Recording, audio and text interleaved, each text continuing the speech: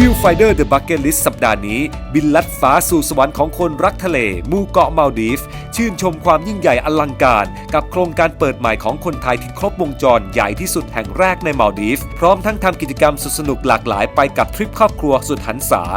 แล้วพบกันวันอาทิตย์นี้บ่ายโมงตรงทางอมรินทร์ทีวี HD หมายเลข 34